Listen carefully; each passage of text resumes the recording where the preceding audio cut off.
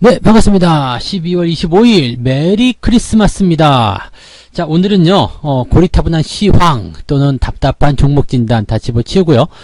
25일이니까요. 성탄절이잖아요. 그래서 또 선물 하나 풀어야 되지 않겠습니까?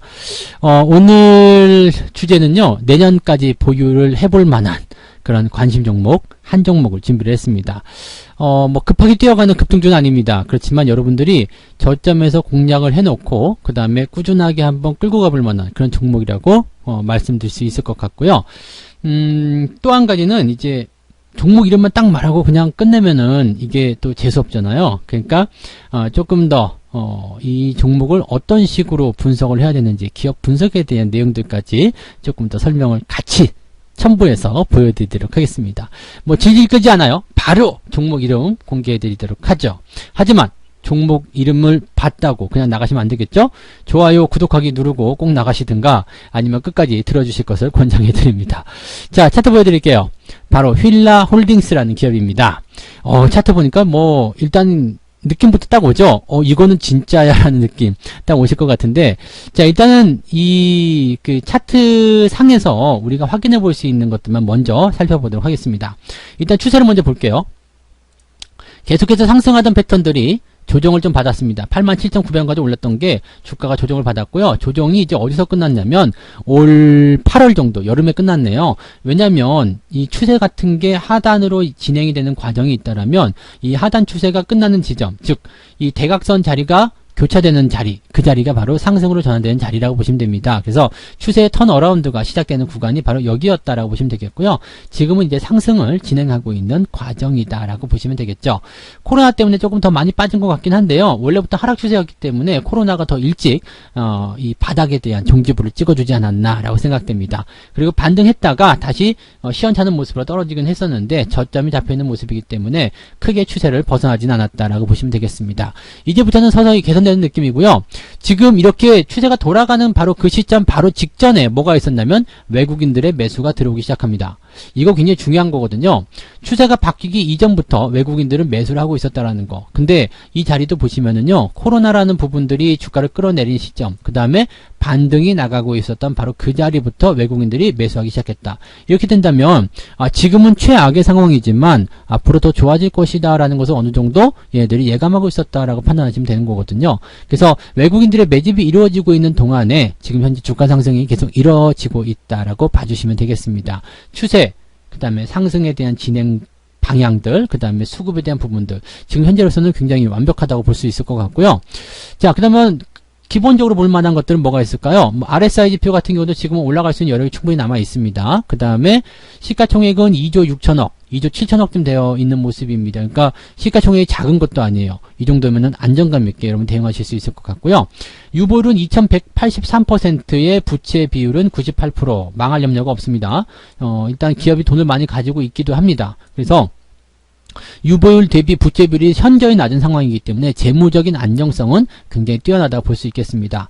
PBR 같은 경우는 1.9배, 뭐 2배 정도 된다고 칠 수 있겠는데 뭐 이 자산가치 대비해서 주가가 좀 높다 이렇게 판단하실 수도 있겠습니다만 이 정도는 괜찮다고 보시면 되겠습니다. 퍼는 15 정도가 나와 있는데요. 기준이 10인데 15 정도면 고평가 아닙니까? 네, 고평가 아니고요. 지금은 이제 실적이 조금 감소를 한 모습이 좀 있었죠. 올해 실적이 좀 이제 안 좋게 나왔습니다. 실적이 안 좋게 나왔는데 이 부분들 때문에 아마도 이렇게 퍼가 조금 높게 잡히지 않았나 생각되고요. 실적이 조금 안 좋았음에도 불구하고 퍼가 15밖에 안 된다라는 것은 굉장히 긍정적인 부분이죠. 근데 더 재밌는 것은 뭐냐면 하반기로 가면서 그래도 실적이 더 증가세를 보이고 있다는 얘기입니다. 분기 ROE가 자기자본 이익률입니다. 분기 ROE가 13%. ROE가 두 자릿수 이상이면은요, 보통 이제 성장성이 굉장히 가파르고 빠르게 진행된다 정도로 해석하시면 됩니다. 그래서 이 기업은 지금 성장에 대한 부분들, 그 다음에 올 하반기 지나가고 나면서부터 수급이라든지 주가의 추세, 그 다음에 이익 성장성이 같이 만들어지고 있다. 재무 안정성도 훌륭하다. 이런 정도로 보시면 좋을 것 같습니다. 여기서 그냥 끝내면 안 되겠죠. 기업 분석으로 들어가서 자세하게 한번 따져보도록 하겠습니다. 자, 기업 분석창은 이렇게 보실 수가 있는데요. 대신증권 쓰시는 분들은 8264번 네, 화면을 이용하시면 되겠습니다. 현재 이 휠라 홀딩스는요, 이 지주회사로 지금 전환이 된 모습이 옛날 상호가 휠라 코리아였습니다. 근데 이제 이게 휠라 홀딩스로 바뀌면서 지주회사로 체제로 전환이 좀 된 거고요. 여기서 우리가 봐야지 되는 것 중에 하나 중요한 건 뭐냐면 외국인들의 보유 비중입니다. 외국인들이 도대체 얼만큼 가지고 있나 봤더니 무려 47%입니다. 삼성전자 56%인 거 아시죠? 외국인들의 보유 비중이 많은 기업들은요, 외국인들의 매수 유입이 들어올 때 주가가 우선적으로 상승합니다. 그래서 지금처럼 외국인들 매수가 들어오기 시작할 때 이 기업의 이 외국인 보유 비중이 높다는 것은 상당한 메리트가 될 수 있는 그런 부분을 볼 수 있겠고요. 최근 들어서면서 외국인 비중이 계속해서 높아지고 있다는 거, 이 부분도 상당히 의미 있는 내용이라고 보시면 될 것 같아요.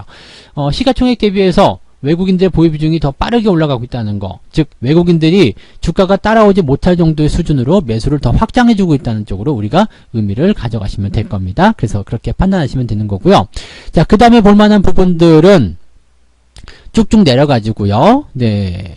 현재 이제 매출액의 추이를 보시면 되는데요. 매출액이 2015년도에 8천억이었어요. 네. 근데 9천억으로 2조로 뛰었고요. 2조 9천억. 거의 3조 원대 가까이 됐었죠. 왜냐면 2019년도에 3조 4천억이 됐는데, 지금 2020년도에 이게 조금 줄었어요. 그래도 흑자 기조가 유지가 되고 있죠. 네, 흑자 기조 유지가 되고 있고 올해 흑자가 나올 거 예상치가 나오고 있습니다. 그래서 뭐 영업이익이라든지 당기 순이익이 좀 줄어들긴 했습니다만 뭐 전년 대비해서 그렇게 크게 많이 줄었다라고 보긴 좀 어렵고요. 또 내년도가 됐을 때는 이 업황이 해소가 되면서 오히려 당기 순이익 같은 경우는 더 증가할 것이다라고 구분이 되고 있고 2022년도가 되면 더 좋아질 것이다라는 전망으로 가고 있죠. 지금 2020년도에 실적이 안 좋았던 것은 우리가 당연하게도 이 코로나와 관련된 부분이 아니겠습니까? 지금 이 휠라 홀딩스는 여러분 다 아시잖아요. 의류 쪽, 그 다음에 뭐 신발이라든지 이런 브랜드 상품들을 이제 판매하고 있는 업체인데 분기적 실적을 한번 볼게요. 이게 지금 분기 실적을 보시면은요, 적자가 난 적은 없었습니다. 그렇지만 1분기하고 2분기의 실적이 굉장히 안 좋았었죠. 이 부분이 굉장히 중요한 거예요. 실적이 별로 안 좋았었다는 거. 그리고 3분기부터 실적이 개선이 됐고 4분기에 조금 이제 좀 주춤한 그런 형태의 모습을 보이고 있다. 이런 정도 보시면 되겠는데, 보통은 3분기가 성수기였는데, 3분기, 4분기 시점이 이제 보통 겨울옷들은 가격이 비싸기 때문에 더 실적이 많이 증가하는 경우들이 있거든요. 그래서 그런 부분들이 좀 있고요. 근데 이제 2021년도, 내년도로 가게 되면은요, 이 실적 같은 증가폭이 굉장히 커집니다. 그리고 예상치이긴 합니다만은, 내년 상반기 정도 시점에서 벌써 2천억에 가까운, 2천억이 넘네요. 2천억이 넘는 그런 영업이익을 지금 만들어내게 됩니다. 그러면 2천억이 넘는 영업이익이라면 어느 정도 되는 거예요? 2017년도, 2018년도보다 조금 못 미치는 거. 그 다음에 전년도 대비해서는 벌써 반을 넘어서는 그런 형태의 모습이 나타나는 거죠. 그러니까 실적 증가 속도가 이제 계속 빨라질 수밖에 없는 상황이 되었다. 이렇게 봐주시면 되는 거죠. 순이익도 계속 증가하는 모습이고요. 그래서 이런 부분들이 굉장히 긍정적인데, 배당 같은 경우도 외국인들 비중이 많으니까 배당도 한번 봐야 되거든요. 이게 2019년도, 즉 작년 같은 경우에 배당을 무려 4배나 증가시킵니다. 5, 4, 20이잖아요. 그 다음에 지금 이 4배로 증가된 배당률이 계속적으로 조금씩이나마 계속 증가할 것으로 예상이 되고 있는 모습인데, 외국인들의 보유 비중이 많을 때 이 배당이 증가하는 것은 당연한 이야기거든요. 지금 물론 200원 정도 배당을 가지고서 현재 주가가 4만원인데 여기다 비빌 수 있는 건 아닙니다만 그래도 배당을 주고 있다라는 것, 또 배당이 계속 늘어나고 있다는 것은 상당히 긍정적으로 우리가 풀이해 볼 수 있는 내용이라고 보시면 되겠습니다. 이 회사가 도대체 어떤 걸로 돈을 벌고 있나 좀 살펴보시면은요, 여기 기업 개요에 들어가시면 나오거든요. 상품 판매가 무려 96%입니다. 그래서 상품이 잘 팔리느냐 안 팔리느냐가 중요한 포인트인데, 올해는 코로나로 인해 가지고 사실 소비가 많이 줄었기 때문에 적자가 날 수도 있었는데요. 그래도 흑자 기조 유지하고 있었다는 것은 굉장히 잘하고 있는 상황이다 보시면 되겠고, 이 회사의 자회사 중에 아쿠시네트라는 기업이 하나 있거든요. 근데 이게 골프 관련한 그런 회사예요. 그러니까 이 골프가 요즘에 엄청 유행을 하잖아요. 그러다 보니까 이 자회사의 실적이 크게 개선이 됐고, 그 다음에 실적이 조금 안 좋았는데 이 부분에서 많이 보완이 됐다라는 얘기가 있습니다. 뭐 일단은 내년도에 코로나에 대한 부분들이 많이 완화가 되고, 그렇게 되면 이제 날씨도 따뜻해지고 그러면 골프와 관련된 부분들이 또 불티나게 상승세를 보이게 되겠죠. 그래서 뭐 골프존이라든지 이런 기업들도 이제 그런 과정들을 보고 있는 상황이긴 합니다만, 지금 이렇게 그 스포츠웨어 이런 쪽, 기능성 의류 이런 쪽에서 지금 휠라홀딩스가 가지고 있는 것 중저가 브랜드거든요. 그래서 접근하기도 굉장히 쉽고 또 그런 쪽에서 기대치가 많이 늘어나고 있다고 보시면 되겠습니다. 상품 판매에 의존하고 있기 때문에 상품 판매가 더 늘어날 수 있는 내년도 상황이 된다면 주가가 뛸 수 있는 그런 기조를 많이 만들 것이다 라고 보시면 되겠습니다. 여기서 이제 한 가지만 더 볼게요. 컨센서스라고 해서 예상치입니다. 실적 추이 같은 경우인데요. 2020년도 같은 경우는 일단 실적이 좀 줄었다라고 볼 수밖에 없거든요. 매출액이. 그 다음에 영업이익이라든지, 그 다음에 단기순이 다 줄어드는 모습인데, 이제 2021년도부터 아주 큰 폭으로 뜁니다. 특히 매출액 같은 경우는 그냥 유지가 된다고 하더라도, 영업이익 같은 경우는 20%대, 단기순이익은 무려 40%대 상승을 하게 되는 모습이죠. 그렇게 올랐음에도 불구하고, 2022년도에는 더 상승하는 모습이 또 연결된다라고 보시면 되겠습니다. 그래서 실질적으로 이제 이 휠라 홀딩스의 주가 상승이 가장 크게 나타날 수 있는 시기는 2021년도 내년이라고 보시면 되겠죠. 그러니까 사실 지금부터 준비하는 이유는 바로 그겁니다. 저점에 있기 때문이죠. 이미 주가가 많이 올라가서 그런 부분들을 받아들이는 이후부터는 매수하기가 좀 어려워지거든요. 근데 이 부분이 일단은 저점에서부터 꾸준하게 이제 준비를 해 나가신다면 주가가 많이 상승하고 난 다음에 상당히 도움이 될 수 있다라고 보시면 되겠죠. 그런 내용들이라고 보시면 되겠고, 증권사들의 이제 예상 적정 주가치 한번 볼게요. 증권사들의 적정 주가치는 사실 완전하게 믿을 수 있는 부분은 아니겠습니다만, 그래도 평균적으로 봤을 때 대체적으로 56,000원대, 55,000원이 저점이고요. 그 다음에 가장 높은 자리가 65,000원이거든요. 그러니까 평균적으로 보면 이제 한 6만원 정도 선에 나타날 수 있겠다. 53,000원도 있었네요. 그래서 6만원대 또는 5만원대 후반 정도로 우리가 생각하시면 될 것 같은데, 그러면 주가 차트를 보면서 다시 한번 이제 최종 마무리 한번 해보도록 할게요. 자, 5만원대 후반, 56,000원 정도라면은요, 이 자리가 어떤 자리냐면 여기에요. 즉, 딱 보시면 차트에서 보이시는 대로 이제 매물대가 준비되는 과정이거든요. 매물대가 준비되는 과정이라면 어떻게 될까요? 네. 이 자리까지는 단기적 저항이 나타날 수 있다. 이 자리에서는 단기적 저항이 나타날 수 있다. 이렇게 됩니다. 그래서 단기적으로 보시는 분들은 이 5만원대 후반 정도까지의 주가 상승을 보시는 게 맞을 것 같아요.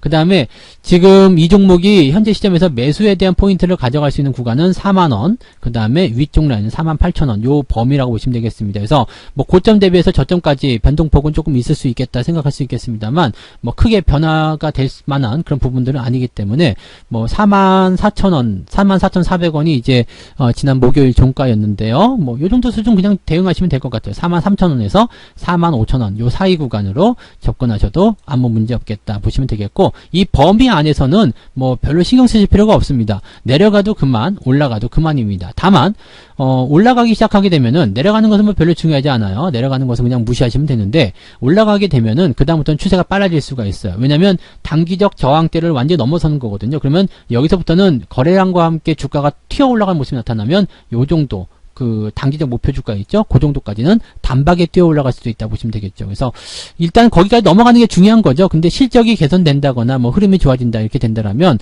당연하게도 올라갈 것이다라고 생각해 볼 수 있는 부분이 아닌가 생각합니다. 그래서 자, 휠라홀딩스 일단은 지금부터 차곡차곡 준비해 놓으셨다가 내년도 상반기, 내년도 후반기까지도 추세가 계속 살아있기를 한번 기대해 보고요.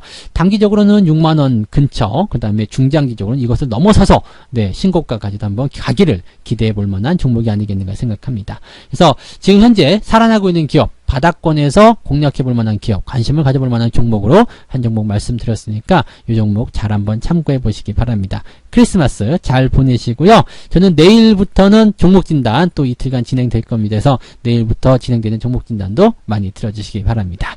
모두들 행복한 크리스마스 되시기 바라고요. 오늘 방송은 여기서 마치겠습니다. 좋아요, 구독하기 꼭 눌러주시고요. 저는 내일 다시 뵙겠습니다. 고맙습니다. 본 방송에서 제공되는 모든 정보는 투자 판단의 참고 자료이며 투자의 최종 책임은 본 방송을 이용하는 본인에게 있습니다.